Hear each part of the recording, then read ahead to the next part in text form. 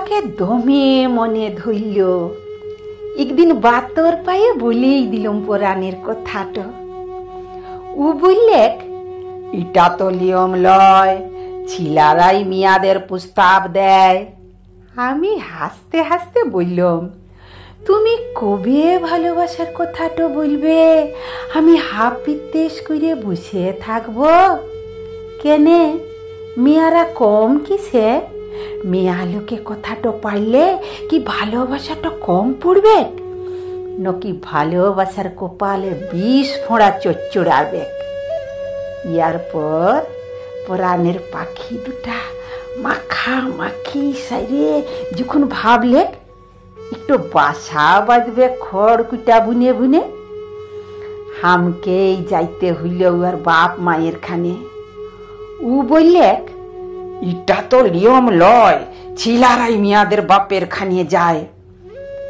আমি হাসতে হাসতে বললাম, তুমি তো ডরে কাঁপছিলে ঠকঠকায়ে ছিঁচকা চোরের পাড়া। আমি হাপিত্তেশ করে কত দিন বসে থাকবো?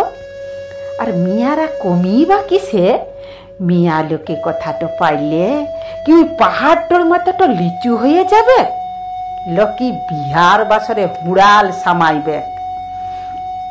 তো বিহাটা ভালোই ভালোই হইয়ে গেল।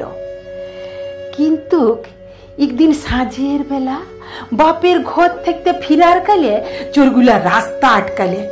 উহারা স্বামীটাকে বাঁধলে, আমার চুড়ি হার কাড়িয়ে নিলে। একজন ছিল মহা ছিঁচড়া, ও আমার হাত ধরলে। এত বড় সাহস, ঝর্ণা বাউরির গায়ে হাত! ভর কইলেক মা দুর্গা। ও বললেক, এটা তো নিয়ম লয়, ছিলারাই মিয়াদেরকে রক্ষা করে।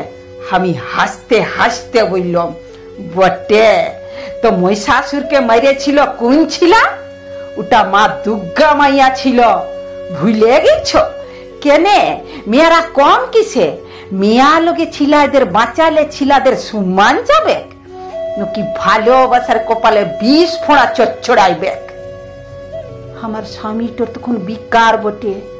ওর বাপটা যখন তখন অপমান করতে লাগলো আমার উপরে, গায়ের ঝাল মিটাবার লিগে। লেখাপড়াতে আমার স্বামীর থেকে আমি অনেক আগায়ে ছিলাম। ও পরীক্ষায় ফেল মারলে, আর আমি ডেং ডেঙ্গায়ে পাশ করলাম। ও বললে, এটা তো নিয়ম লয়, ছিলারাই মিয়াদেরকে রোজগার করে খাওয়ায়। আমি হাসতে হাসতে বললাম, তুমি কবে চাকরি পাবে? আমি হাপিত্তেশ করে বসে থাকবো কেনে? মেয়েরা কম কিসে? মেয়া লোকে রোজগার করে সংসার চালাইলে কি ভালোবাসাটাই মরচা পড়বে, নাকি শুকায়ে খাকায়ে উঠবে ভালোবাসার লদিটো?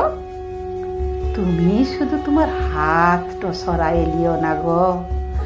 তোমার ভালোবাসাটা না থাকলে বেড়াগুলা ডিঙাইবার শক্তি আমি কোথায় পাবো?